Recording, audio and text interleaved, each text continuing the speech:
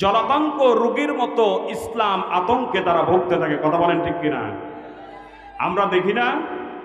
যেমন দেখেন, আমরা মাঝে মাঝেই দেখছি যে ধর্মের কথা শুনলে পরে, কোরআনের রাজনীতির কথা শুনলে পরে এক শ্রেণীর নামধারী মুসলমান জাহান্নামের কীট মুনাফিকগুলির শরীরে জলাতঙ্ক রোগীর মতো ইসলাম আতঙ্কে তখন তারা ভুগতে থাকে। তাদের ধারণা হচ্ছে যে ধর্ম থাকবে শুধুমাত্র মসজিদ আর মাদ্রাসা, দেশ চালাবো আমরা। কারণ কোরআন দিয়ে একটা দেশ চলতে পারে নাকি? কোরআন দিয়ে একটা রাষ্ট্র চলতে পারে নাকি? কোরআন মানুষকে পরিচালিত করতে পারে নাকি? মানুষকে পরিচালিত করব আমরা। কত বড় মাথা! আল্লাহর জ্ঞানকে তুচ্ছ মনে করে, নিজেদের জ্ঞানকে তারা বিশাল আকার মনে করে। কথা বলেন ঠিক কিনা? আমার ভাইয়েরা, কোরআন এরা শুধুমাত্র তেলাওয়াত করার জন্য আসে নাই। ওরা মনে করে শুধুমাত্র তেলাওয়াত করার জন্য এসেছে, কিন্তু এ কোরআন শুধুমাত্র তেলাওয়াত করার জন্য আসে নাই। এ কোরআন এসেছে মানুষকে অন্ধকারের পথ থেকে মুক্ত করে আলোর পথে পরিচালিত করার জন্য। এ কোরআন এসেছে মানুষকে মানুষের গোলাম থেকে, গোলামের জিনজির থেকে মুক্ত করে পরস্পরের প্রতি ভাই ভাই সম্পর্ক করে এক আল্লাহর গোলাম বানানোর জন্য। কথা বলেন ঠিক কিনা? সুতরাং এজন্য তারা ভয় করে যে কোরআন প্রতিষ্ঠিত যদি হয়ে যায়, আমরা তো আর নেতা থাকবো না, আমরা হয়ে যাব ভাই। ওরা আমাদের গোলাম হবে না, ওরা হবে আমাদের ভাই। আমাদের আইন দিয়ে দেশ চলবে না, কোরআনের আইন দিয়ে দেশ চলবে। মানুষের হক মারবো কেমনে? দুর্নীতি করে বেগম পাড়াতে বাড়ি করব কি করে? দুর্নীতি করে হাজার হাজার কোটি টাকা বিদেশে পাচার করব কিভাবে? সুতরাং কোরআনকে ঠেকাও। আমার ভাইয়েরা, ওরা এই কোরআনের বিরোধিতা ওরা জেনে বুঝে করে। অন্যান্য ধর্মের গ্রন্থের বিরোধিতা কিন্তু তারা করে না, অন্যান্য ধর্মের বিরোধিতা করে না। ওরা করে শুধুমাত্র কোরআনের। কারণ এই কোরআন মানুষের অধিকার প্রতিষ্ঠিত করে মানুষকে সুন্দর সুখী সমাজ উপহার দেয়। এই কোরআনের কারণে আমার বন্ধুগণ, এই কোরআন যে মানুষকে মানুষের উপর থেকে প্রভুত্বকে খতম করে এক আল্লাহর গোলাম বানায়, এই জন্য মক্কার কাফের মুশরিকরাও কোরআনের আকর্ষণে তারাও কিন্তু মগ্ন ছিল, তারাও কিন্তু কোরআনের প্রতি আকর্ষিত ছিল। ওরাও কোরআনুল কারীমের তেলাওয়াত শুনত। মক্কার আবু জেহেল, আবু লাহাব, উতবা, সাইবা, মুগীরার গোষ্ঠীরা প্রকাশ্যে কোরআনের বিরোধিতা করেছে, কিন্তু গোপনে গোপনে বিশ্বনবীর কণ্ঠে পবিত্র কোরআনের তেলাওয়াত তারা শুনত। বলেন সুবহানাল্লাহ। তারা গোপনে গোপনে কোরআনের তেলাওয়াত শুনত এবং চিন্তা করল, আমরা নিজেরাই যদি কোরআনের প্রতি আকর্ষিত হয়ে যাই, তাহলে মানুষদেরকে কোরআন থেকে দূরে সরাবো কি করে? তখন তারা আইন পাশ করলো, যে আইন এখনো তাদের উত্তরসূরিরা যে আইনকে এখনো ফলো করছে, এখনো যে আইনকে তারা বাস্তবায়ন করছে, ওই আইন তারা তৈরি করলো। আল্লাহ পাক বলছেন, কাফেররা ঘোষণা করলো, ওয়াকালাল্লাযীনা কাফারু লা তাসমাউ লিহাযাল কুরআন। আল্লাহ পাক বলছেন যে কাফেররা একটা আইন তৈরি করলো। তারা আইন তৈরি করলো, বলল যে লা তাসমাউ লিহাযাল কুরআন, কোরআন কেউ শুনবেই না, বরং যেখানে শোনানো হয়, যেখানে কোরআনের কথা বলা হয়, সেখানে ডিস্টার্ব করো, বাধা দাও। যদি কোরআনকে বাধা দিতে না পারো, তাহলে আমরা পরাজিত হব।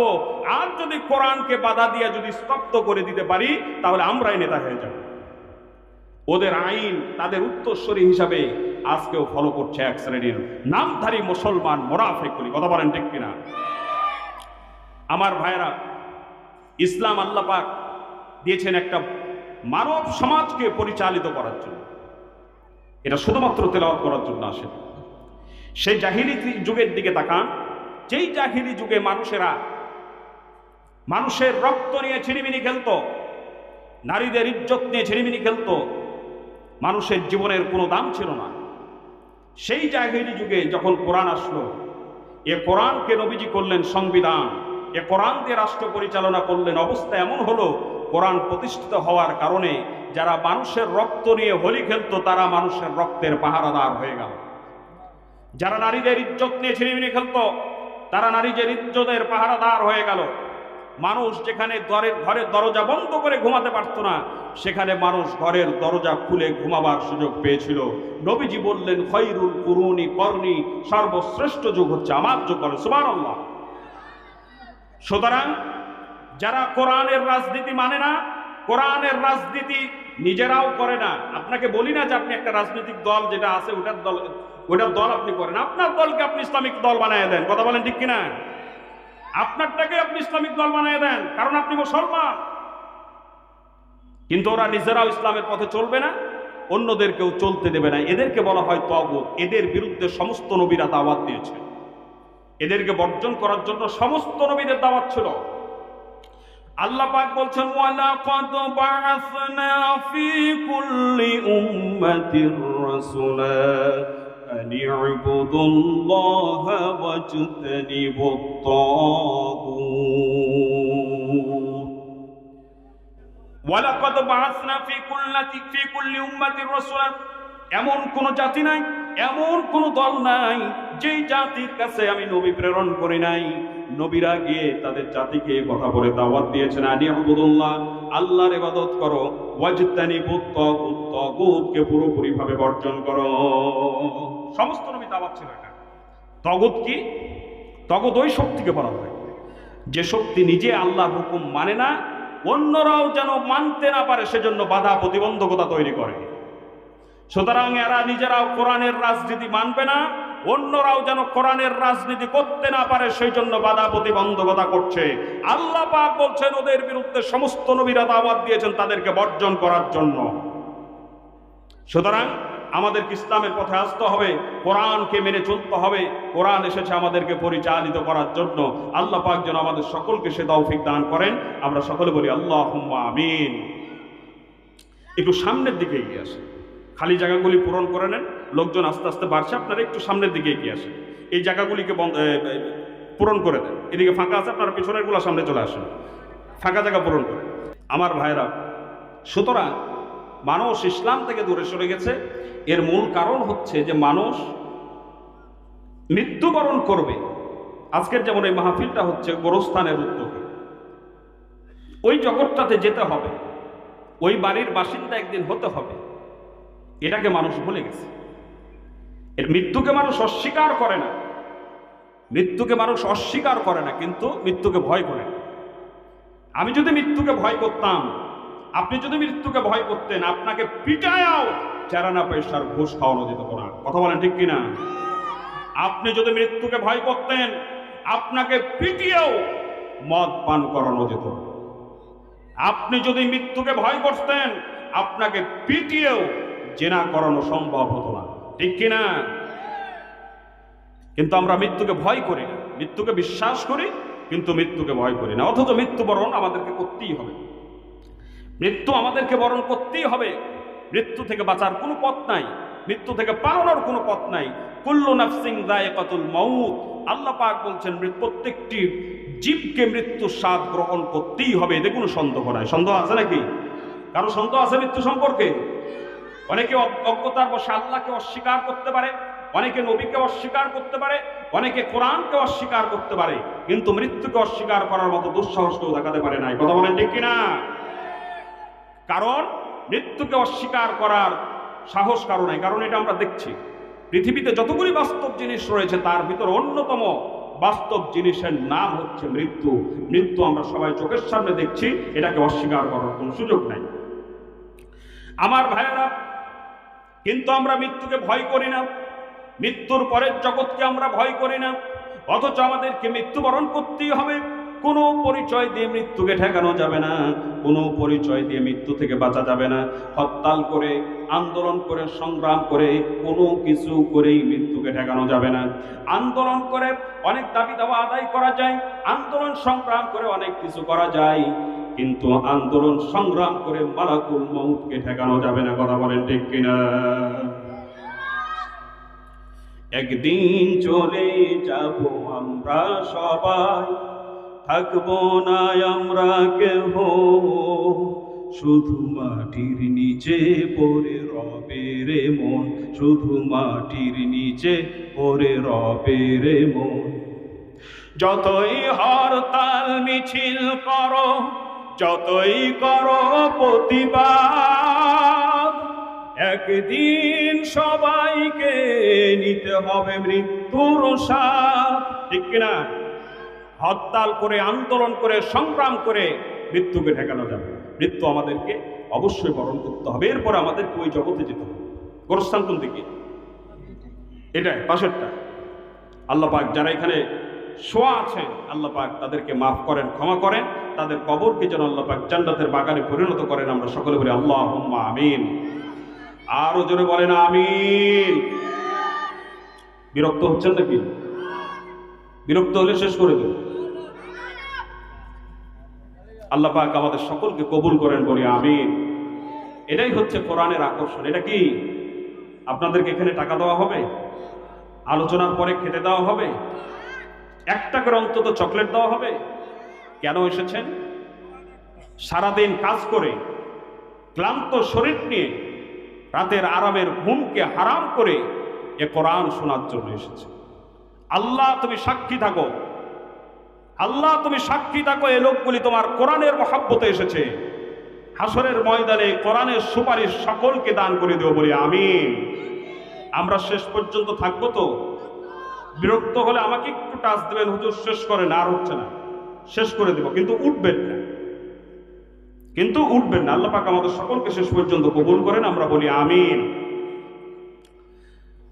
আমার ভাইয়েরা, এই যে একটা জগৎ, এই জগতের নাম আমরা এখান থেকে জানি যে ওটা হচ্ছে গোরস্থান, কিন্তু ওটার একটা জগৎ, ওইটার একটা নাম আছে। ওটার নাম হচ্ছে আলমে বারজাখ। ওটা আরেকটা জগৎ, ওটা পৃথিবীতে না, ওটা পৃথিবীর আরেকটা পরে আরেকটা জগৎ। পৃথিবী যেমন একটা জগৎ, যেমন আমরা পৃথিবীতে আসার আগে একটা জগতে ছিলাম। কাইফা তাকফুরুনা বিল্লাহি ওয়া কুনতুম আমওয়াতান ফাআহইয়াকুম সুম্মা ইউমীতুকুম সুম্মা ইউহয়ীকুম। আল্লাহ পাক বলছেন যে কি করে তোমরা তোমাদের রবের সঙ্গে কুফরি করো, অথচ তোমরা ছিলে মৃত, আমি তোমাদেরকে জীবন দান করেছি, এরপরে আবার তোমাদেরকে মৃত্যু দেব, এরপরে তোমাদেরকে আবার জীবন দান করে আমার দরবারে উপস্থিত। আমরা ছিলাম রূহের জগতে, ওইটা একটা জগৎ, ওই জগতে আমরা মৃত ছিলাম। ওখান থেকে আল্লাহ পাক জীবন দিয়ে পৃথিবীতে নিয়ে আসলেন। পৃথিবী থেকে জীবন শেষ যখন হয়ে যাবে, পৃথিবীতে মৃত্যু দিয়ে আরেকটা জগতে নেবেন। ওই জগৎ থেকে আবার পুনরায় জীবিত করে আরেকটা জগতে নেবেন। ওই জগৎগুলায় সব থেকে ছোট্ট সময় হচ্ছে এই পৃথিবীর সময়, আর ওটা হচ্ছে অনন্ত জীবন, অনন্তকালের জীবন। ওই জগৎকে বলা হয় আলমে আখেরাত। আর আলমে আখেরাতকে 2 ভাগে ভাগ করা হয়েছে। একটা হচ্ছে আলমে বারজাখ, আর একটা হচ্ছে আলমে হাসর। আলমে বারজাখ হচ্ছে ওইটা, মৃত্যুর পর পুনরায় জীবিত হওয়ার আগ পর্যন্ত যে জগতে থাকতে হবে, এটাকে বলা হয় আলমে বারজাখ। আর পুনরায় জীবিত হওয়ার আগ পর্যন্ত, পুনরায় জীবিত হওয়ার পর অর্থাৎ কিয়ামত হওয়ার পর যেই জগতে আমাদেরকে উঠানো হবে, ওইটাকে বলা হয় আলমে হাসর। তাহলে আমাদেরকে দুনিয়া থেকে বিদায় নেওয়ার পরেই যে জগতে যেতে হবে, সেটা হচ্ছে বারজাখ। এই আলমে বারজাখ সম্পর্কে আল্লাহ পাক বলছেন وَمِن وَرَائِهِمْ بَرْزَخٌ إِلَى يَوْمِ يُبْعَثُونَ। আল্লাহ পাক বলছেন যে প্রত্যেকটি মৃত ব্যক্তির পেছনে একটা বারজাখ অন্তরায় হয়ে আছে। পুনরায় জীবিত হওয়ার আগ পর্যন্ত সে বারজাখের ভিতরেই তাদেরকে থাকতে হবে। বারজাখ শব্দের অর্থ হচ্ছে পর্দা। এটা হচ্ছে একটা প্যাকেট। এই দুনিয়া থেকে যখন মানুষ বিদায় নেবে, বিদায় নেওয়ার পর ওই প্যাকেটের ভিতরে মানুষ চলে যাবে, পর্দার আড়ালে চলে যাবে। ওই পর্দার আড়াল থেকে পৃথিবীতে আসার আর কোনো সুযোগ নাই। আমার ভাইয়েরা, যেমন মানুষের ধারণা আছে একজন মানুষ যখন মৃত্যুবরণ করে, মৃত্যুবরণ করার পর 40 দিন পর্যন্ত মৃত ব্যক্তির রূহ, মৃত ব্যক্তির আত্মা তার আত্মীয় স্বজনদের কাছে যাওয়া আসা করে। আবার বিশেষ বিশেষ কিছু দিন আছে যেই দিনগুলিতে মৃত ব্যক্তির রূহ, মৃত ব্যক্তির আত্মা তার পরিবারের কাছে আসে, তার বাড়িতে আসতে থাকে। এই ধরনের আকীদা বিশ্বাস আমাদের ভিতরে আছে, অথচ আল্লাহ পাক বলছেন ওয়া মিন ওয়ারাইহিম বারযাখু ইলা ইয়াউমি ইউবআসুন। প্রত্যেকটি মৃত ব্যক্তির পেছনে একটি বারযাখ অন্তরায় হয়ে আছে। পুনরায় জীবিত হওয়ার আগ পর্যন্ত সেখানেই তাদেরকে থাকতে হবে। পুনরায় জীবিত হওয়ার আগ পর্যন্ত ওই প্যাকেটটার ভিতরেই থাকতে হবে, ওই পর্দাটার আড়ালেই থাকতে হবে, ওখান থেকে পুনরায় জীবিত হওয়ার আগ পর্যন্ত পৃথিবীতে আসার সুযোগ নাই, ওইদিকে জান্নাত জাহান্নামে যাওয়ারও সুযোগ নাই। জান্নাত জাহান্নামে তখনই যখন একটা প্রক্রিয়ার মধ্য দিয়ে, অর্থাৎ পুনরায় জীবিত করা হবে, কিয়ামত প্রতিষ্ঠিত হবে, পুনরায় জীবিত করা হবে, এরপরে আল্লাহ পাক হাশর ময়দানে উপস্থিত করবেন।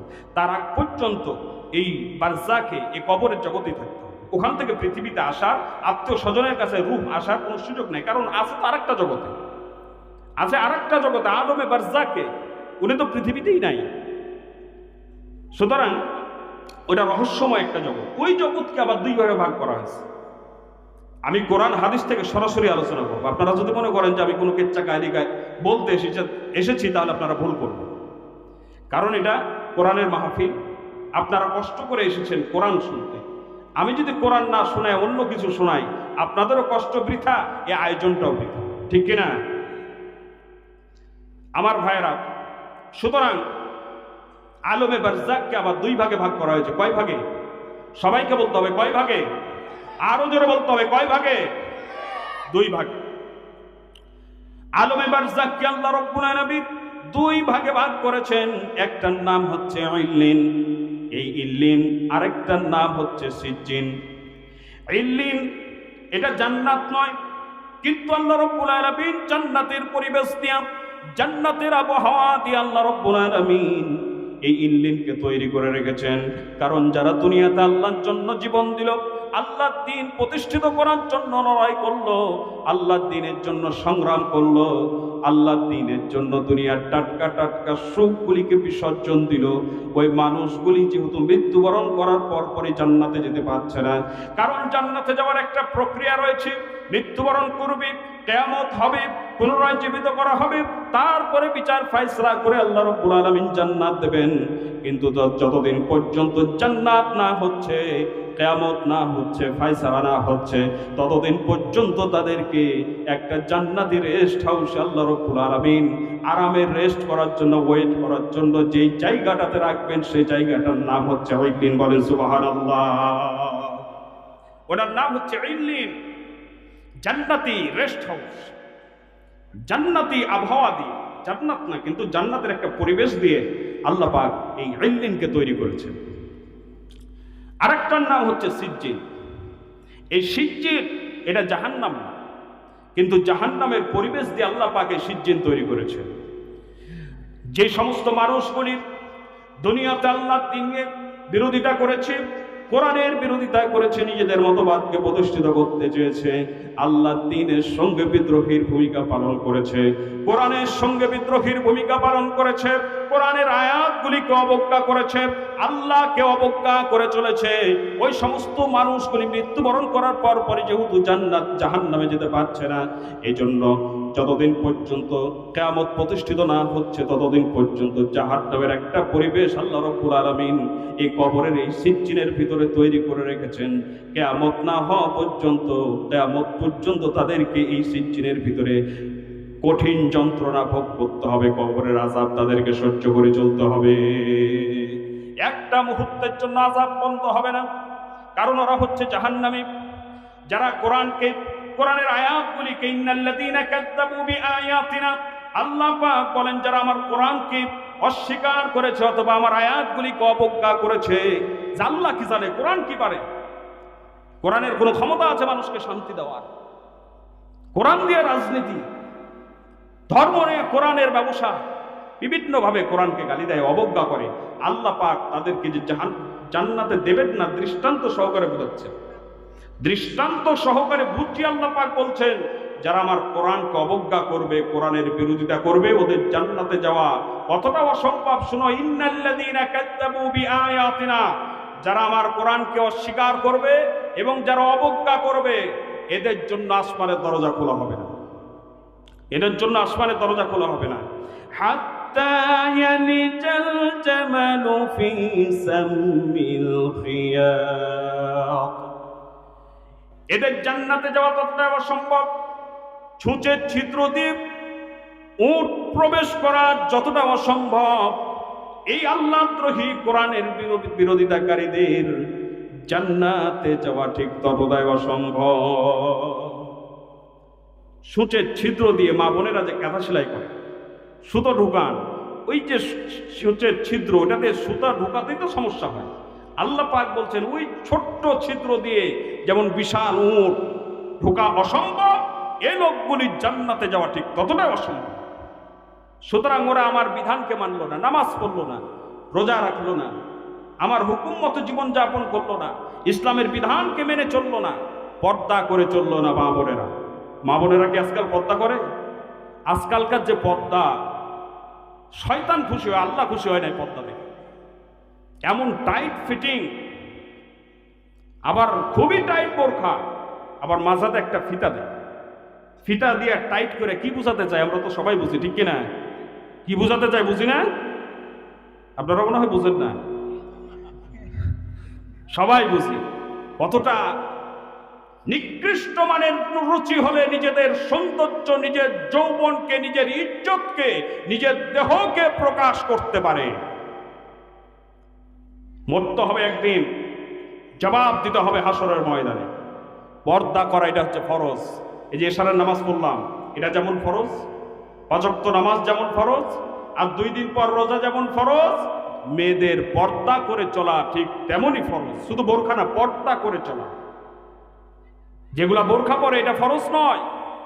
বোরখাটা এমন হবে নিজের সৌন্দর্য, নিজের দেহ যেন বোঝা না যায়, এরকমের পর্দা করতে হবে, বোরখা পরতে হবে, পরপুরুষের সঙ্গে সাক্ষাৎ করা যাবে, এটা হচ্ছে ফরজ। আল্লাহ পাক বলছেন ওয়াকারনা ফি বুয়ুতিকুন্না ওয়ালা তাবাররাজনা তাবাররুজাল জাহিলিয়াতিল উলা। ও মেয়েরা, তোমরা জাহিলি যুগের মেয়েদের মতো বিপর্দা হয়ে চলাফেরা করো না, পর্দা করে চলাফেরা করো।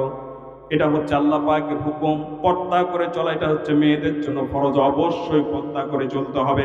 যারা পর্দা করে চললো না, নিজেদের রূপ যৌবনকে প্রকাশ করলো, আল্লাহর বিধানকে লঙ্ঘন করলো, যারা নামাজ 5 ওয়াক্ত আদায় করলো না, যারা সুদের সঙ্গে জড়িত থাকলো, ঘুষের সঙ্গে জড়িত থাকলো, অন্যায়ের সঙ্গে জড়িত থাকলো, এক কথায় আল্লাহ পাকের বিধানকে লঙ্ঘন করে যারা চললো, ওই সমস্ত মানুষ মৃত্যুবরণ করার পরপরই যেহেতু জাহান্নামে যেতে পারছে না, এই জন্য যতদিন পর্যন্ত জাহান্নামে যেতে না পারছে, ততদিন পর্যন্ত জাহান্নামের একটা কয়েদখানা আল্লাহ রাব্বুল আলামিন কবরের ভিতরে তৈরি করে রেখে দিয়েছে। আল্লাহ পাক যেন কবরের আযাব থেকে আমাদের সকলকে হেফাজত করেন বলে আমিন। যারা শুয়ে আছেন গোরস্থানে, আল্লাহ পাক তাদের জন্য যেন কবরের আযাবকে হারাম করে দেন, আমরা সকলে বলি আল্লাহুম্মা আমিন। আরো জোরে বলেন আমিন। সুতরাং এটা হচ্ছে সিজ্জিন, আর ইল্লিন হচ্ছে জান্নাতি পরিবেশ দিয়ে আল্লাহ পাক তৈরি করেছে। এখন প্রশ্ন হচ্ছে, অনেক মানুষকে তো কবর দেওয়া যায় না, আগুনে পুড়ে ছাই হয়ে যায়, কবর দেওয়া সম্ভব হয় না, লাশটাও খুঁজে পাওয়া যায়। অনেককে বাঘে খেয়ে নেয়, অনেকে নদীতে ডুবে মারা গেল, লাশ পাওয়া গেল না, দেহটা গলে পচে পানির সঙ্গে মিশে একাকার হয়ে গেল, তাদের কি হবে? তাহলে কি তারা কবর থেকে বেঁচে গেল নাকি? না, তারা কবর থেকে বাঁচে না। যেখানে যে অবস্থায় মৃত্যুবরণ করুক না কেন, মৃত্যুবরণ করার সঙ্গে সঙ্গে রূহটা চলে যাবে আলমে বারজাক। এই আলমে বারজাক থেকে আল্লাহ রাব্বুল আলামিন তার কর্ম অনুযায়ী ইল্লিন অথবা সিজ্জিনের ভিতরে তার রূহটাকে আল্লাহ পাক রেখে দেবে। সুতরাং এই আলমে বারজাক হচ্ছে একটা রহস্যময় একটা জগৎ। এই কবরের ভিতরে আপনার আত্মীয় স্বজন, এই যে গোরস্থানের ভিতরে যারা শুয়ে আছেন, আপনারা কি বলতে পারবেন কি অবস্থায় আছে? পারবেন বলতে? সবাইকে বলতে হবে, পারবেন বলতে? পারবেন। কোথায় আছে, কি অবস্থায় আছে? এখন তার কবরটা জান্নাতের বাগান না জাহান্নামের বাগান? সে কি শাস্তিতে আছে না শান্তিতে আছে? এটা আমরা কেউ বলতে পারবো না। বলতে পারা তো দূরের কথা, আমরা কল্পনাও করতে পারবো না। এজন্য এই জগৎকে বলা হয় রহস্যময় একটা জগৎ। এই জগতের বাসিন্দা আমরাও হব।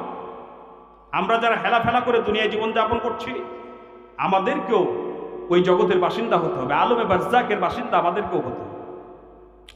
আমার ভাইয়ারা, এই জগৎ সম্পর্কে আল্লাহ রাব্বুল আলামিন কোরআন হাদিসের ভিতর, আল্লাহ পাক কোরআনের ভিতরে অনেক বক্তব্য দিয়েছেন, নবীজি হাদিসের ভিতরে অনেক বর্ণনা দিয়েছেন। এই আলমে বারজাক আল্লাহ রাব্বুল আলামিন তৈরি করে রেখেছেন। এই আলমে বারজাক থেকে হাসরের ময়দানে উপস্থিত করার জন্য আল্লাহ রাব্বুল আলামিন সেই দিন সমস্ত মানুষকে আবার কবরগুলি থেকে উঠাবেন। আল্লাহ পাক বলছেন, ওয়া আন্নাস সাআতা আতিয়াতুন লা রাইবা ফিহা ওয়া আন্নাল্লাহা ইয়াবআসু মান ফিল কুবুর। আল্লাহ পাক বলেন, সেই দিন কিয়ামতের সেই সময়টা অবশ্যই আসবে।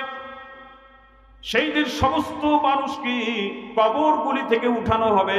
কিয়ামতের সেই মুহূর্তটি অবশ্যই আসবে, এতে কোনো সন্দেহ নাই।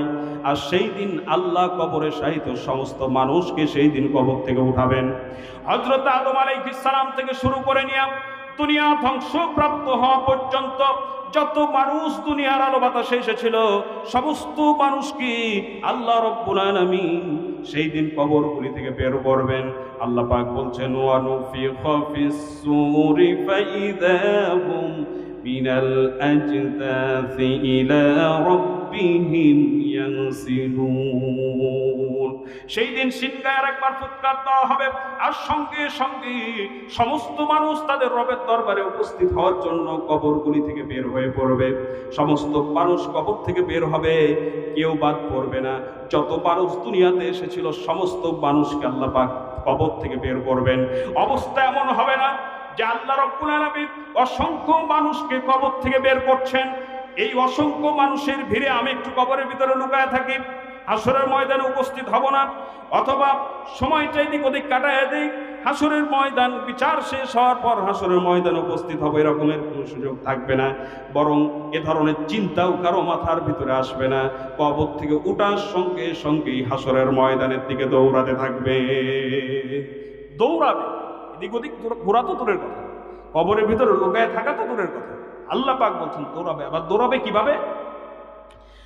মানুষ আকর্ষণীয় জিনিস দেখার জন্য যেইভাবে ছুটে যায়, দৌড়ে যায়, সেই দিন মানুষ কবর থেকে বের হয়ে আল্লাহর দরবারে ঠিক সেভাবে করে দৌড়াবে, যেন কোনো আকর্ষণীয় জিনিস সেখানে রাখা হয়েছে।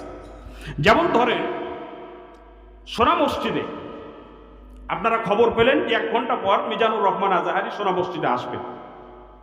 এটা যদি আপনাদেরকে বলা হয়, আপনারা এখন মাহফিল তো ভালো, খাওয়া দাওয়া বন্ধ করে দিয়ে এখান থেকে দৌড় দিবেন দেখার জন্য, ঠিক কিনা? দেখার জন্য দৌড় দিবেন, আকর্ষণ একটা। অনুরূপভাবে আল্লাহ পাক বলছেন তারা সেই দিন কবর থেকে ওইভাবে করে কবর থেকে বের হয়ে আল্লাহর দরবারের দিকে দৌড়াতে থাকবে, আল্লাহর দরবারের দিকে দৌড়াতে থাকবে।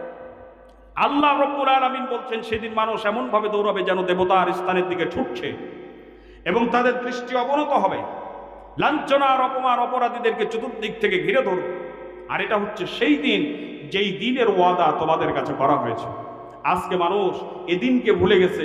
কবর থেকে যে মানুষকে উঠানো হবে মানুষ সম্পূর্ণভাবে ভুলে গেছে, যার কারণে মানুষের পক্ষে ইসলাম বিরোধী কর্মকাণ্ড করা সহজ হয়ে গিয়েছে, যার কারণে নামাজ ছাড়া সহজ হয়েছে, যার কারণে পর্দাকে তরক করা সহজ হয়েছে, যার কারণে সুদ খাওয়া সহজ হয়েছে, ঘুষ খাওয়া সহজ হয়েছে। আল্লাহ পাক বলছেন, কেমনে ভুললা? আফালা ইয়ালামু ইযা বুসিরা মা ফিল কুবুর। মানুষ কি সেই সময়ের কথা জানে না যখন কবরে সমাহিত সমস্ত কিছুকে বের করে দাও? তোমরা ভুলে গেছো? আল্লাহ পাক বলছে, তোমরা কি ভুলে গেছো? আমার বন্ধুগণ, ওই হাসরের ময়দানে আল্লাহ রাব্বুল আলামিন যখন মানুষকে কবরগুলি থেকে বের করবেন, মানুষ অত্যন্ত ভয়াবহ চেহারা নিয়ে কবরগুলি থেকে বের হবে। মানুষের চক্ষু বিস্ফোরিত হয়ে যাবে, অত্যন্ত ভয়াবহ চেহারা নিয়ে মানুষ সেখানে উপস্থিত হবে। আল্লাহ পাক বলছে, ইয়াউমা ইয়াদউদ দাঈ ইলা শাইইন নুকুর খুশআন আবসারুহুম। আল্লাহ রাব্বুল আলামিন বলছেন, সেই দিন আহ্বানকারী লোকদেরকে এক কঠিন দুর্বিষহ জিনিসের দিকে লোকদেরকে আহ্বান জানাবে, আর সঙ্গে সঙ্গে লোকেরা আতঙ্কিত হয়ে তাদের চক্ষু বিস্ফোরিত হয়ে যাবে, এবং তারা কবর থেকে এমন ভাবে বের হবে দেখলে মনে হবে যেন বিক্ষিপ্ত অস্থি। এই যে বৃষ্টির সময় আপনাদের গ্রামে যেমন দেখবেন যে যখন মেঘ উঠে, আকাশে কালো মেঘ, পিপিলি কাজে এই জায়গাতে থাকে, ভুর ভুর করে পিঁপড়া উঠতে থাকে, ঠিক কিনা? আল্লাহ পাক বলছেন ওই রকম করে ওর থেকে মারাত্মকভাবে সেদিন মানুষ কবর থেকে একের পর এক বের হতেই থাকবে, দেখলে মনে হবে যেন বিক্ষিপ্ত অস্থি। এই যে আল্লাহ রাব্বুল আলামিন মানুষকে তৈরি করবে, এটাকে আবার নাস্তিক যারা তারা এটাকে বিশ্বাস করতে চায়, তাদের বক্তব্য হচ্ছে যে মানুষকে কিভাবে সৃষ্টি করা হবে। যেমন ধরেন যে গোরস্থান, এখানে যাদেরকে দাফন করা হয়েছে, এখন যদি আপনি তাদের কবরটা ঘুরে দেখেন, দেখবেন যে হাড্ডি ছাড়া কিচ্ছু নেই, ঠিক কিনা? মাংস থাকবে, চুল আছে, চোখ আছে, কিচ্ছু নাই, শুধুমাত্র হাড্ডি, তাও কিছু কিছু ফসে গেছে, ধ্বংস হয়ে গেছে। তাহলে এই যে মানুষের শরীরটা গলে গেল, চোখ মুখ হাত পা সব কিছু গলে গেল, তাদের বক্তব্য এই গলে যাওয়া দেহকে আল্লাহ রাব্বুল আলামিন হাসরের ময়দানে উঠার জন্য এই মানুষকে আবার কিভাবে দ্বিতীয়বার পুনরায় জীবিত করবে? অত দেহই নাই। এ ধরনের প্রশ্ন নাস্তিকেরা করে।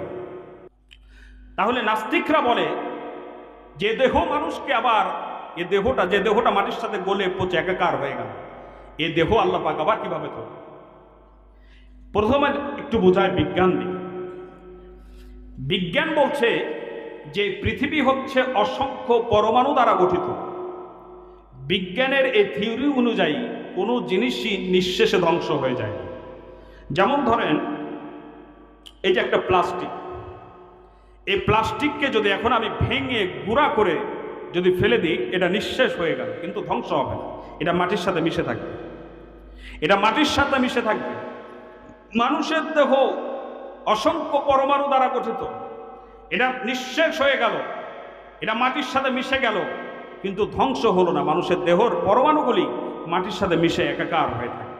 আল্লাহ পাক যেই দিন চাইবেন এ পরমাণুগুলিকে একত্রিত করে পূর্বের আকৃতি দিয়া, পূর্বের হাড্ডি মাংস দিয়া আবার আল্লাহ পাক মানুষকে তৈরি করবেন। চিৎকার দিয়ে বলেন সুবহানাল্লাহ, আরো জোরে বলেন সুবহানাল্লাহ। এবার শোনেন কোরআন কি বলছে। আল্লাহ পাক বলছেন, শোনো, যারা পুনরায় জীবিত হওয়াকে অস্বীকার করো, যাদের চিন্তা ভাবনা হচ্ছে যে আল্লাহ পুনরায় জীবিত করতে পারবেন না, আসরের ময়দানে উপস্থিত করতে পারবেন না, শুনে রাখো, আফাইনা বিল খালকিল আউয়াল, তোমরা কি মনে করেছো আমি তোমাদেরকে প্রথমবার সৃষ্টি করে ক্লান্ত হয়ে পড়েছি? মূলত হচ্ছে লোকগুলি একটি নবতার সৃষ্টি কার্য সম্পর্কে সংশয়ের ভিতরে তারা নিমজ্জিত রয়েছে। আমার বন্ধুগণ, সে যুগেও ছিল, বর্তমান যুগেও আছে কিছু অজ্ঞ মূর্খ নাস্তিক তারা রয়েছে। তাদের ধারণা হচ্ছে মানুষ মৃত্যুর উপরে মানুষ গলে পচে একাকার হয়ে যায়। শিক্ষিত হলেই কিন্তু জ্ঞানী হওয়া যায় না। শিক্ষিত হলে কি জ্ঞানী হওয়া যায়?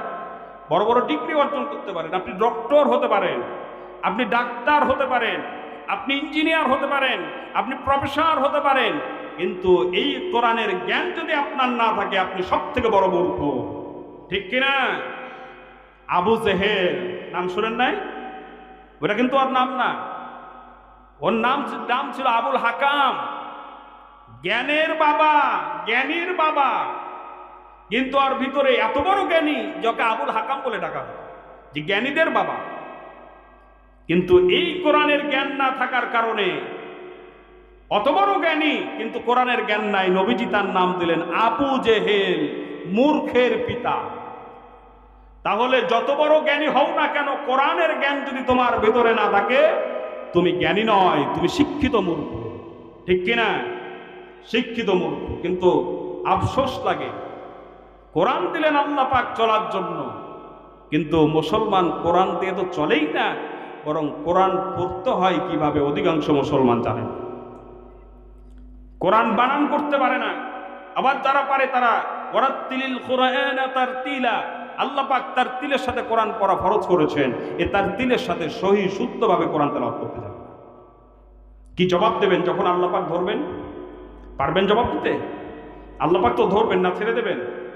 আল্লাহ পাক ধরবেন, কিভাবে ধরবেন? ওই 5টা প্রশ্নের ভিতরে আছে ইনশাআল্লাহ। সুতরাং হাসরের ময়দানে আল্লাহ পাক উপস্থিত করতে পারবে না বলে নাস্তিকরা তারা প্রশ্ন তোলে। তারা বলে যে মানুষের দেহ গলে পচে মাটির সাথে মিশে একাকার হয়ে গেল, মাটির সাথে একাকার হয়ে গেল। সাপ খেয়ে নিল, বাঘে খেয়ে হজম করে মল করে দিয়ে বের করে দিল, নদীতে পচে গেল, নদীতে মারা গেল ডুবে, পানির সাথে গলে পচে একাকার হয়ে গেল। এই দেহ আল্লাহ রাব্বুল আলামিন পুনরায় জীবিত করতে পারবেন, এটা অসম্ভব একটা বিষয়। সত্যি সত্যি তোমাদেরকে উঠাবেন না। আসর পরকাল বলতে কোনো কিছু নাই, মিথ্যে তোমাদেরকে পরকালের একটা ভয় দেখায়া দুনিয়ার টাটকা টাটকা সুখগুলি ভোগ করা থেকে তোমাদেরকে বিরত রাখা হচ্ছে। আল্লাহ তোমাদেরকে পুনরায় জীবিত করবেন, এটা হচ্ছে অসম্ভব একটা বিষয়। আল্লাহ রাব্বুল আলামিন ওই সমস্ত নাস্তিকদের প্রশ্নের জবাবে আল্লাহ রাব্বুল আলামিন সূরা কিয়ামার ভিতরে বলছেন, আয়াহসাবুল ইনসানু আল্লান নাজমা'a ইযামা বালা কাদিরিনা আলা আন নুসাউইয়া বানানা। তোমরা কি মনে করেছো যে তোমাদের হাড্ডি মাংসগুলিকে একত্রিত করতে পারবো না? কে বলছেন? সবাইকে বলতে হবে, কে বলছেন? বিরক্ত হচ্ছেন? শেষ করে দেব? শেষ করে দিই, 11টা বেজে গেছে তো। আল্লাহ পাক কবুল করেন, বলি আমিন। তবে গভীর রাত পর্যন্ত আলোচনা শুনে যদি ফজরের নামাজ কাজা হয়ে যায় তাহলে কিন্তু লাভ নেই। এটা শোনা নফলও না, কিন্তু ফজরের নামাজ পড়া ফরজ। ওটা যেন কাজা না হয়, এদিকে আমাদেরকে খেয়াল রাখতে হবে। আর ওগুলা যেন কাজা না হয়, ছুটে না যায়, ওই আলোচনায় আমরা করছি। আল্লাহ পাক যেন আমাদের সকলকে বুঝার তৌফিক দান করেন, আমরা সকলে বলি আমিন। সুতরাং আল্লাহ পাক বলছেন, আয়াহসাবুল ইনসানু আল্লান নাজমা'a ইযামা। তোমরা কি মনে করেছো যে আমি তোমাদের হাড্ডি, তোমাদের মাংসগুলিকে একত্রিত করতে পারবো না? কেন পারবো না? আমি তোমাদের হাড্ডি, মাংস, এমনকি যে আমাদের আঙ্গুলে, বৃদ্ধাঙ্গুলে যে আঙ্গুলের ছাপ আছে, ছাপ না হয় না? আঙ্গুলের ছাপ না হয় কিনা? এ ছাপ, আপনার যে ছাপ, গোটা পৃথিবীতে ছাপের সঙ্গে আর মিলবে না। এতটা নিখুঁতভাবে আল্লাহ তৈরি করেছেন। চিৎকার দিয়ে বলেন আল্লাহু আকবার। আল্লাহ পাক বলছেন যে আমি তোমাদের হাড্ডি, মাংস, এমনকি তোমাদের আঙ্গুলে যে ছাপ রয়েছে, এই ছাপকে পূর্বের আকৃতি দিতে সম্পূর্ণভাবে সক্ষম। চিৎকার দিয়ে বলেন সুবহানাল্লাহ। আরো জোরে বলেন সুবহানাল্লাহ। আমার বন্ধুগণ, সুতরাং হাসরের ময়দানে আজকে যে দেহ নিয়ে আমরা চলাফেরা করছি, এ দেহ নিয়ে হাসরের ময়দানে উঠতে হবে। এ দেহ নিয়ে হাসরের ময়দানে উঠতে হবে। যেই কণ্ঠ দিয়ে ইসলামের বিরুদ্ধে স্লোগান দিচ্ছ, যেই হাত দিয়ে ইসলামের বিরুদ্ধে সংগ্রাম করছো, যেই পা দিয়ে ইসলামের বিরুদ্ধে পদক্ষেপ গ্রহণ করছো, এই পা দিয়ে হাসরের ময়দানে আল্লাহর দরবারে জবাবদিহি করার জন্য উঠতে হবে। এই হাত দিয়ে অনেক আলেম ওলামার উপরে প্রহার করা হয়েছে, কথা বলেন ঠিক কিনা? হয় নাই? আলেমদেরকে পঙ্গু বানিয়ে দেওয়া হয় নাই? আলেমদেরকে পিটায়া পঙ্গু বানানো হয়েছে। যে আলেমদের হাতকে মুসাফা করার জন্য মানুষ ওত পেতে থাকে, একটু হাতটা ধরার জন্য, ওই হাতে হ্যান্ডকাপ পরিয়েছে। যে এত মূল্যবান শরীর আলেমদের, নবীজি বলেছেন যে যখন কোন আলেম মারা যায় তখন শুধু আলেম না, মাউতুলে আলম, মাউতুলে আলম 3 বার বলেছেন। যখন কোন আলেম মারা যায় তখন শুধু আলেম নয়, গোটা পৃথিবী মারা যায়। এত মর্যাদা সম্পূর্ণ ব্যক্তি হচ্ছেন আলেমরা। এই আলেমদেরকে ধরে ধরে পিটানো হয়েছে। আলেমদেরকে মিথ্যে মামলা দিয়ে উলঙ্গ করে বেইজ্জতের সঙ্গে তাদেরকে পিটানো হয়েছে। আলেমদের সঙ্গে বেয়াদবি করা হয়েছে। কথা বলেন ঠিক কিনা? ঠিক কিনা? কথা বলেন না কেন? মনে হচ্ছে আমি বেঠিক কথা বলছি। আলেমদের উপরে নির্মমভাবে জুলুম নির্যাতন করা হয়েছে। এই পৃথিবীতে আমাদের জন্য একটা নিয়ামত ছিল, কোরআনের পাখি। নাম কি? নাম কি তার? আরো জোরে বলতে হবে, নাম কি তার?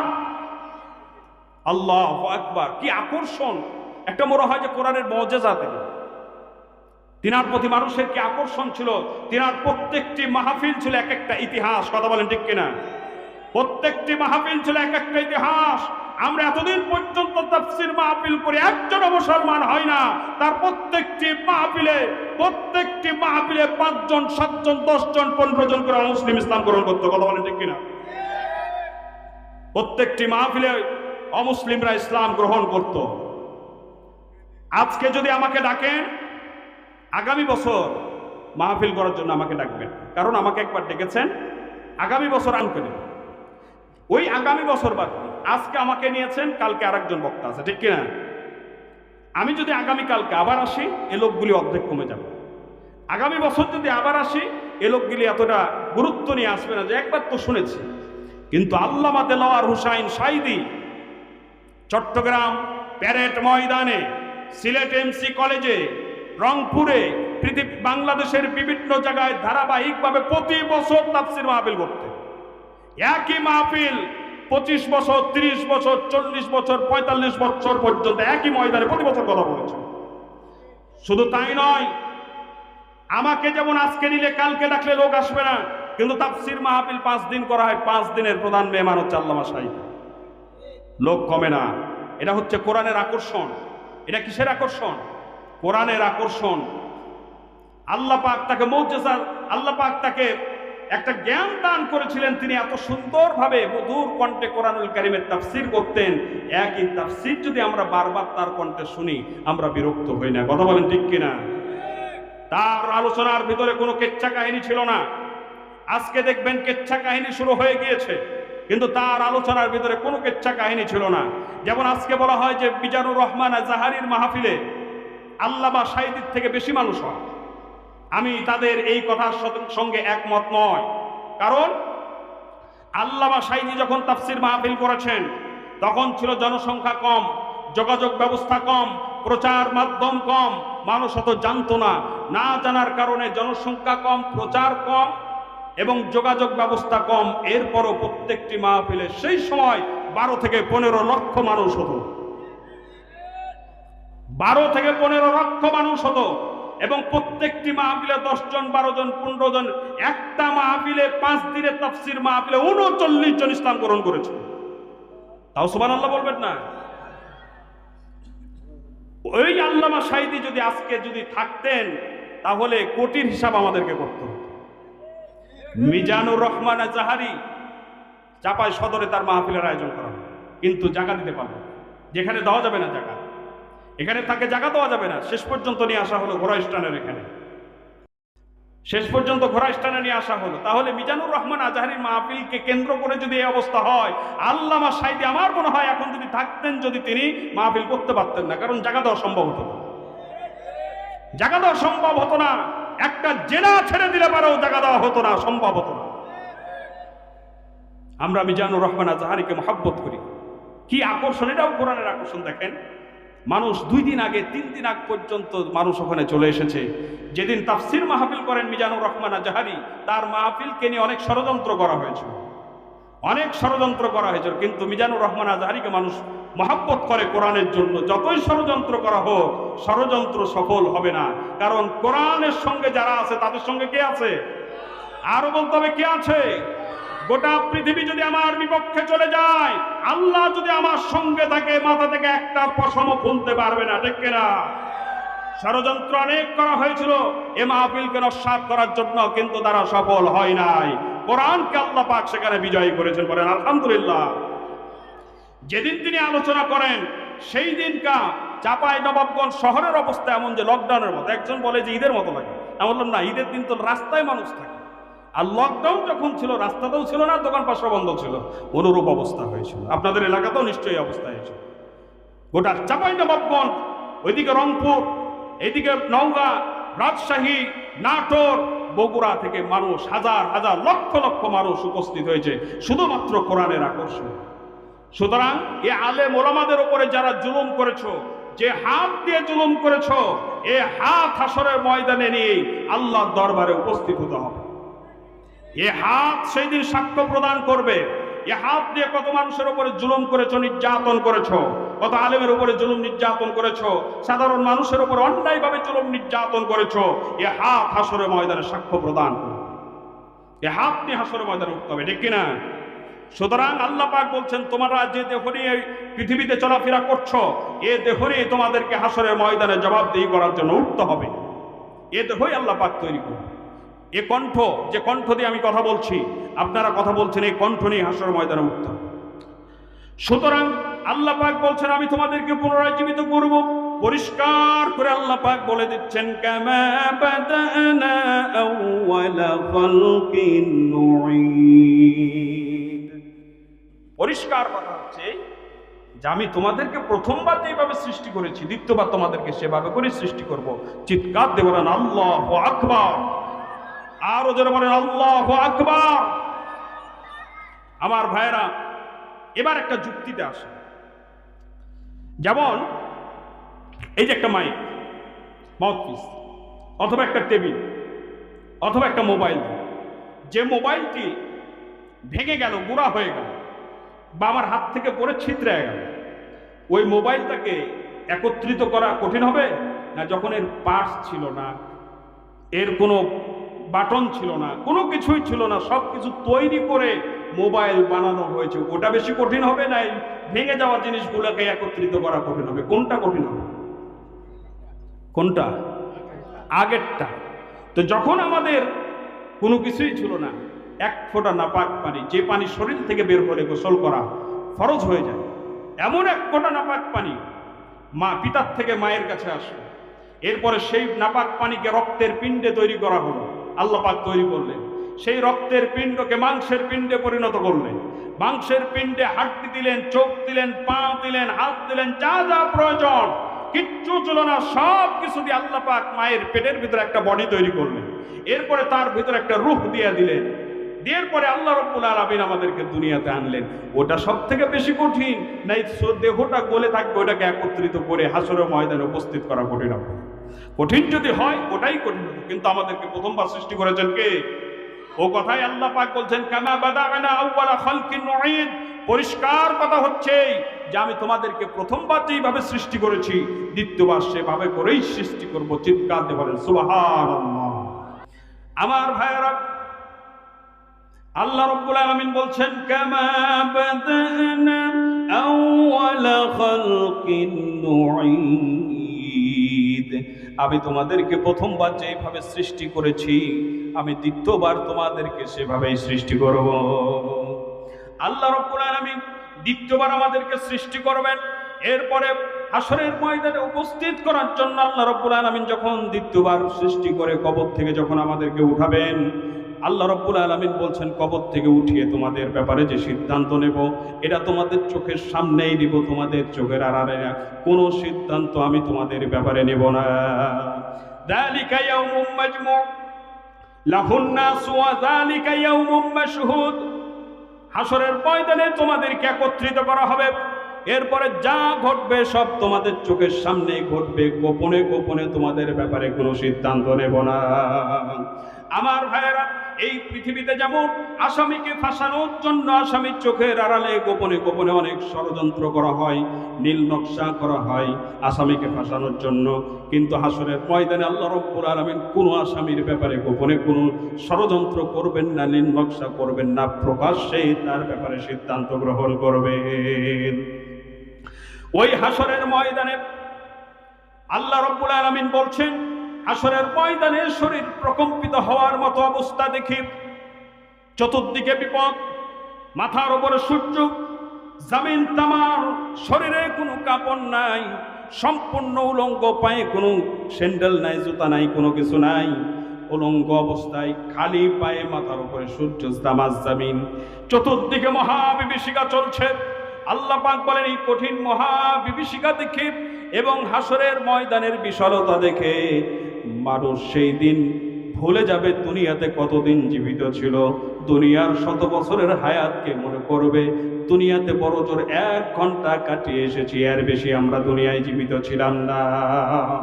মনে করবে 1 ঘন্টার বেশি দুনিয়ায় জীবিত ছিলাম না।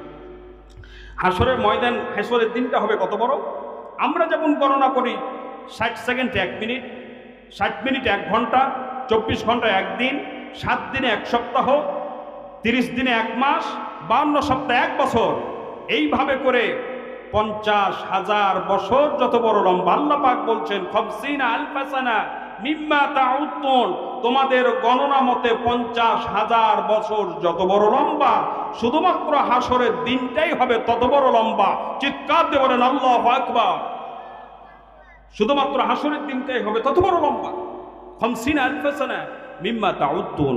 আল্লাহ পাক বলছেন এই হাসরের ময়দানের বিশালতা দেখে এবং শরীর প্রকম্পিত হওয়ার মতো অবস্থা দেখে তারা মনে করবে যে আমরা দুনিয়ায় 1 ঘন্টার বেশি জীবিত ছিলাম না।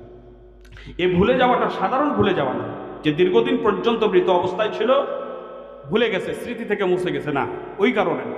এটা হবে হাসরের ময়দানে তাদের কর্মের ফলের ভয়াবহতা দেখে, হাসরের ময়দানের ভয়াবহতা দেখে তারা ভুলে যাবে।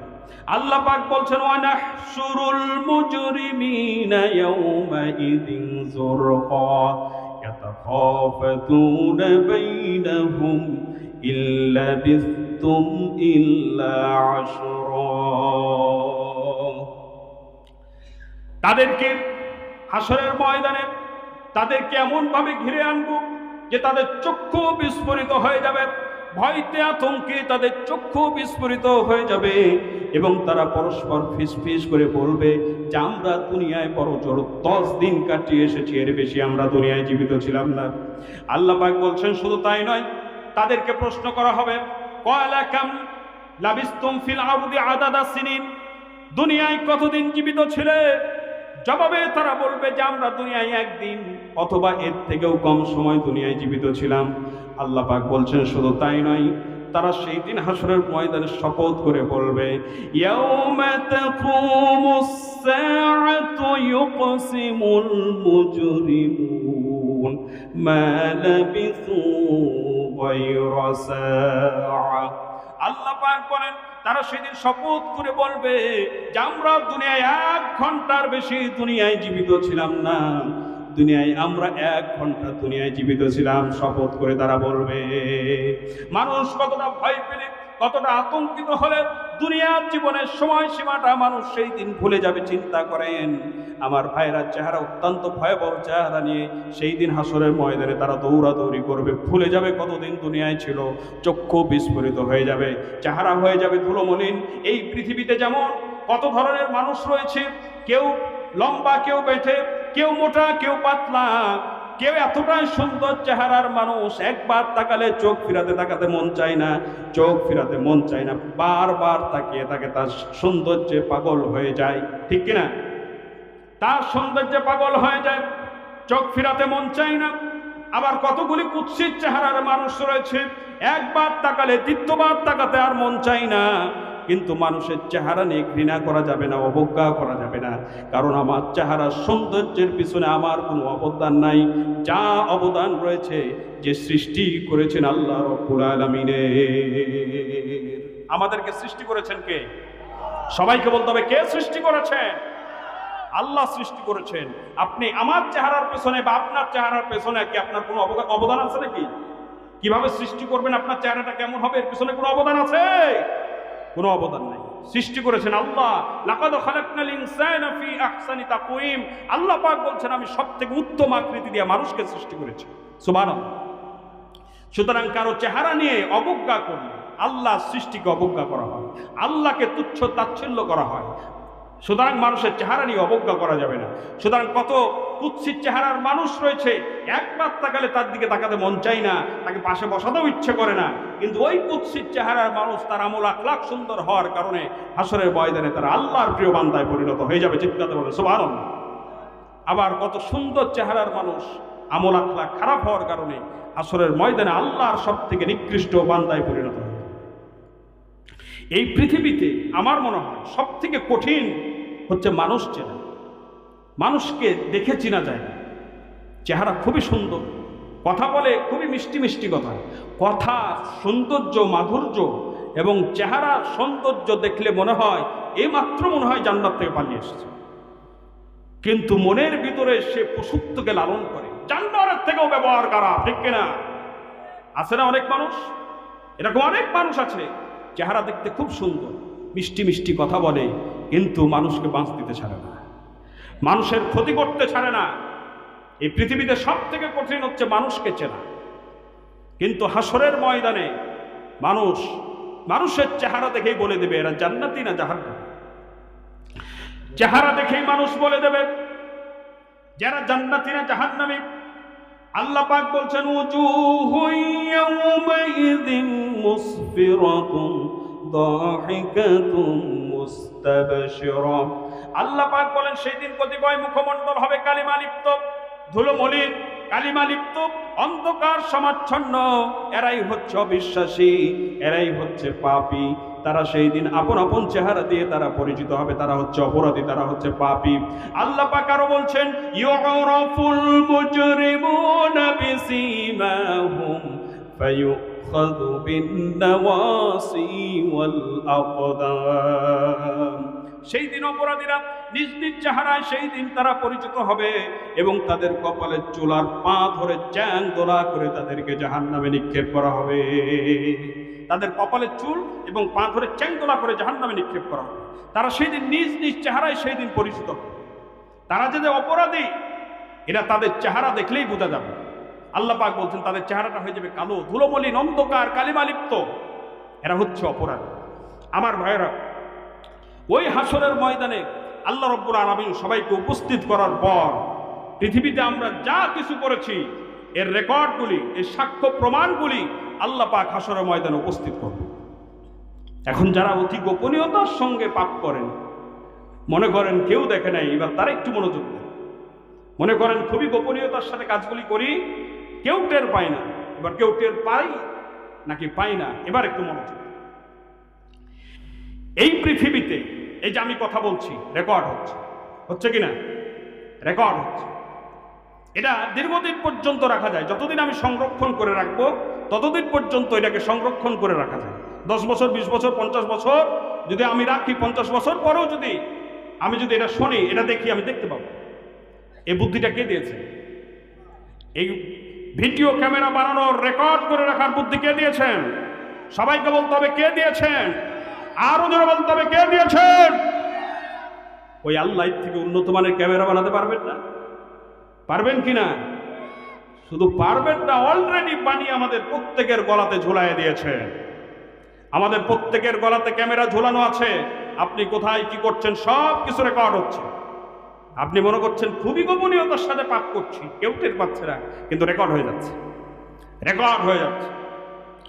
আল্লাহ পাক বলছেন, ইয়াউমা ইয়ানযুরুল মার'উ মা قدمت يداه ويقول الكافر يا ليتني كنت ترابا। সেদিন তারা সব দেখতে পাবে, সব দেখতে পাবে যা তারা দুনিয়াতে থাকা অবস্থায় পাঠিয়েছে, অর্থাৎ ভিডিও করে রেকর্ড করে যা ডেলিভারি দিয়েছে, সেদিন দেখতে পাবে নিশ্চয়। আল্লাহ পাক বলছে, এটা দেখার পরে তারা চিৎকার দিয়ে বলবে, হায় আফসোস, আজকে যদি আমি মাটি হয়ে যেতাম। কারণ বাঁচার তো আর পথ নাই, অস্বীকার করার কোনো সুযোগ নাই। সেখানে আল্লাহ পাক ভিডিও ফাঁস করে দিচ্ছেন। পৃথিবীর মাত্র 60 সেকেন্ড, 1 মিনিটের ভিডিও ফাঁস হলে সমাজে মুখ দেখার মতো পরিবেশ থাকে না। কথা বলেন ঠিক কিনা? কয়েক সেকেন্ডের কথার অডিও ফাঁস হলে চাকরি চলে যায়, ঠিক কিনা? তাহলে হাসরের ময়দানে সারা জীবনের ভিডিও আল্লাহ পাক ফাঁস করবেন, বাঁচার পথ থাকবে? বাঁচার কোনো পথ থাকবে? আল্লাহ পাক বলছেন, এটা দেখার পর যখন দেখবে বাঁচার কোনো পথ নাই, যা করেছি সব প্রকাশ, এখন তো বাঁচার, অস্বীকার করার কোনো সুযোগ নাই, তখন বলো আফসোস, আজকে যদি আমি মাটি হয়ে যেতাম। হাসরের ময়দানে তারা তো সবকিছুকে অস্বীকার করে দেবে। প্রথমে চিন্তা করেন, আল্লাহর দরবারে দাঁড়িয়ে তারা মিথ্যে কথা বলবে। যখন ফেরেশতাদের আমলনামা, ফেরেশতারা, আমরা কি করছি, দুকাদের ফেরেশতা রয়েছে, বিরক্ত হচ্ছেন নাকি? বিরক্ত হচ্ছেন? তাহলে উঠাউঠি করছেন কেন? উঠাউঠি করলে আলোচনার পরিবেশ নষ্ট হয়। আমাদের দুই কাঁধে ফেরেশতা আল্লাহ পাক রেখেছেন। আমি কোথায় কি করছি না করছি, ফেরেশতারা সব কিছু রেকর্ড করছে, সব কিছু রেকর্ড হয়ে যাচ্ছে। আল্লাহ রাব্বুল আলামিন এই লিখিত আমলনামা হাসরের ময়দানে দিয়ে দিবেন, বান্দার আমলনামা বান্দার হাতে দিয়ে দিবেন। আল্লাহ পাক দিয়ে বলবেন, ইকরা কিতাবাক, পড়ো, ইকরা কিতাবাক, পড়ো তোমার আমলনামা তুমি নিজেই। আমলনামা দেখার পরে তারা বলবে, মা লিহাযাল কিতাব লা ইউগাদিরু সাগীরাতান ওয়ালা কাবীরাতান ইল্লা আহসা। মা লিহাযাল কিতাব, কি আশ্চর্য একটা কিতাব। বলবে, মা লিহাযাল কিতাব, কি আশ্চর্য একটা কিতাব, লা ইউগাদিরু সাগীরাতান, একটা ছোট্ট গুনাহ বাদ পড়ে নাই, ওয়ালা কাবীরাতান, একটা বড় গুনাহ বাদ পড়ে নাই, সব কিছু এখানে লিপিবদ্ধ করে রাখা হয়েছে, বাঁচার কোনো পথ নাই। এটা দেখে তখন বলবে আল্লাহ এগুলো আমরা করি নাই। চিন্তা করেন, আল্লাহর দরবারে দাঁড়িয়ে মিথ্যা কথা বলবে যে আল্লাহ এগুলো কিছুই করি নাই, ফেরেশতারা সব নিজের থেকে রেখেছে। বুদ্ধি শেষ নাকি? আর কোনো বুদ্ধি থাকবে? তো অস্বীকার করেই দিল যে আল্লাহ এটা করেই নেয়। আল্লাহ পাক বলেন, লিখিত আমলনামা যখন অস্বীকার করে দেবে তখন আমি কি করব?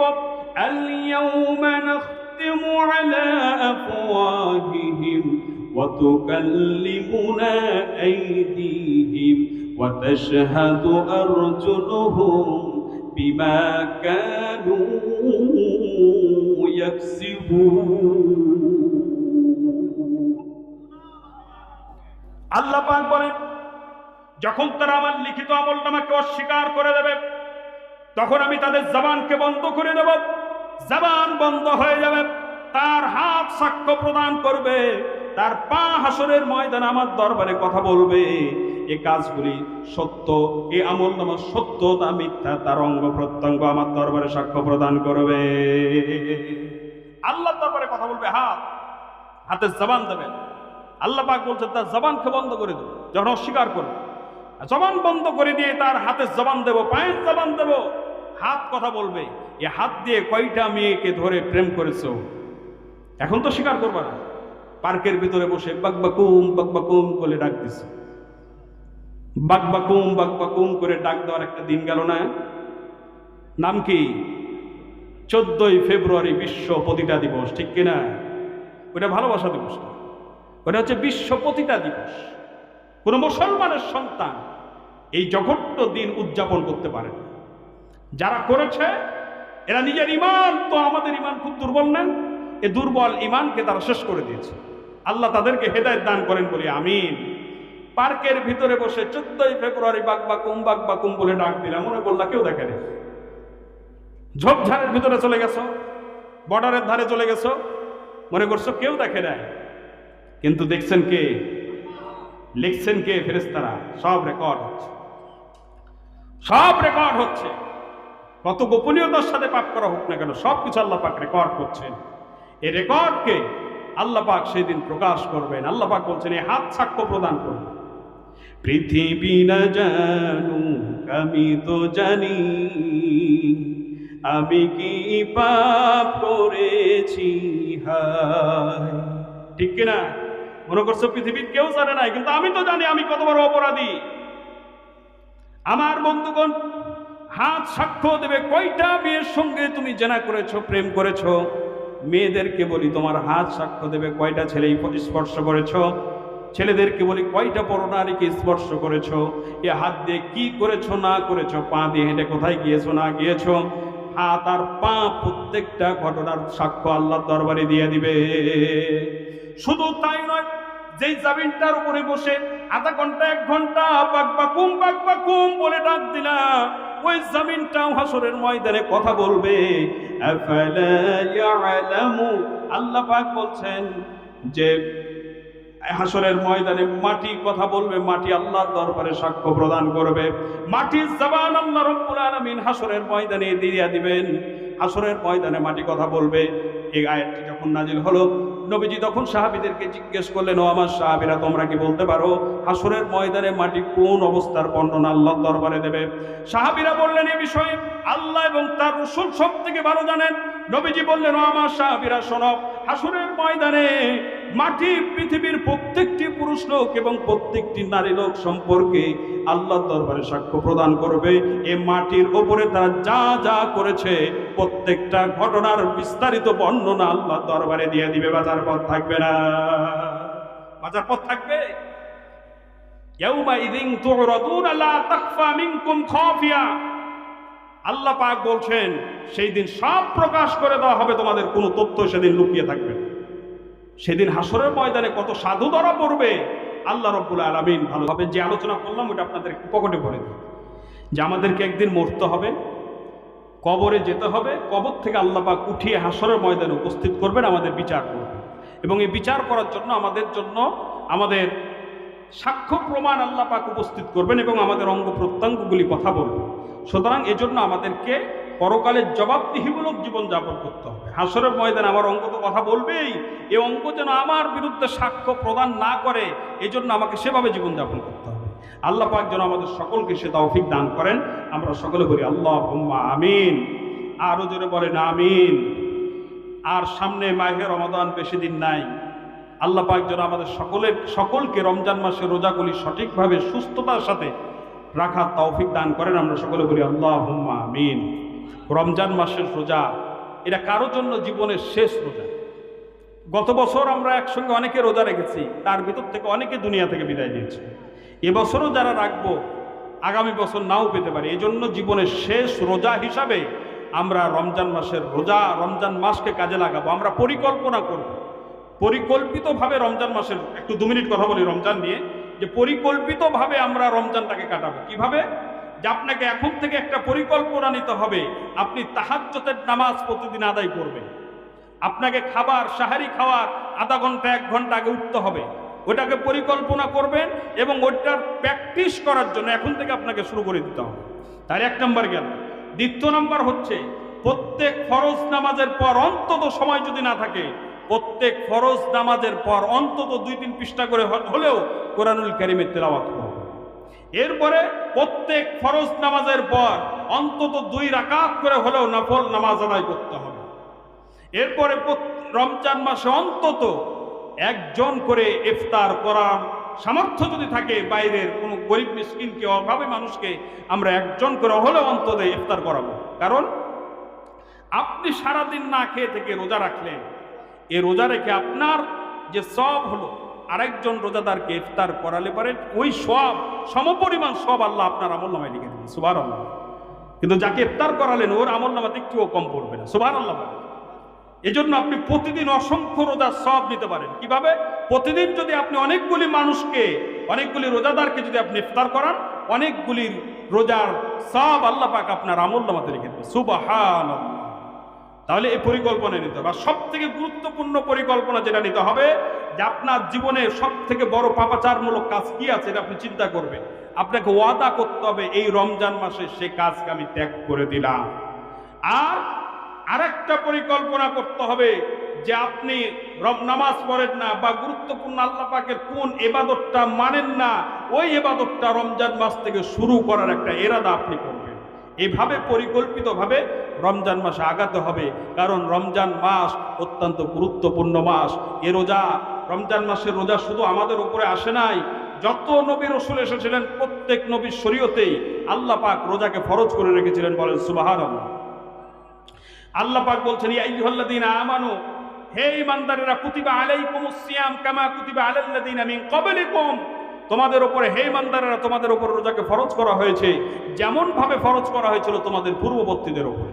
আমাদের পূর্বে যত নবী রাসূলগণ এসেছিলেন তাদের প্রত্যেকের শরীয়তে রোজা ফরজ ছিল, তবে রোজার সংখ্যা ছিল ভিন্ন ভিন্ন, রোজার নিয়ম ছিল ভিন্ন ভিন্ন, কিন্তু রোজা সকল নবীর শরীয়তে ফরজ ছিল। এখন কথা হচ্ছে যে রোজা আল্লাহ পাক সকল নবীর শরীয়তে ফরজ রাখলেন, রোজাটা ফরজ করলেন কেন ফরজ করেছেন? যে আমরা সকাল থেকে সন্ধ্যা পর্যন্ত না খেয়ে থাকবো। এই না খেয়ে থাকার কারণে যে খাবারগুলি বাঁচবে, এই খাবারগুলি আল্লাহ অন্য কোনো জাতির লোকদেরকে খাওয়াবেন অথবা মজুদ করে রাখবেন, এজন্য কি না। অনেকে তো বলেন যে রোজা ফরজ করা হয়েছে গরিবের কষ্ট বোঝার জন্য। না, ওই জন্য নয়। আল্লাহ পাক বলছেন যে রোজা ফরজ করা হয়েছে লাআল্লাকুম তাত্তাকুন, যাতে করে তোমরা তাকওয়াবান হতে পারো, তোমাদের ভিতরে আল্লাহর ভয় তৈরি হয়, এই জন্য তোমাদের উপরে রোজাকে ফরজ করা হয়েছে। আল্লাহর ভয় কাকে বলে ওইদিকে আর গেলাম না, খুব গুরুত্বপূর্ণ বিষয়, তারপরেও আমি গেলাম না যেহেতু রাত গভীর হয়েছে।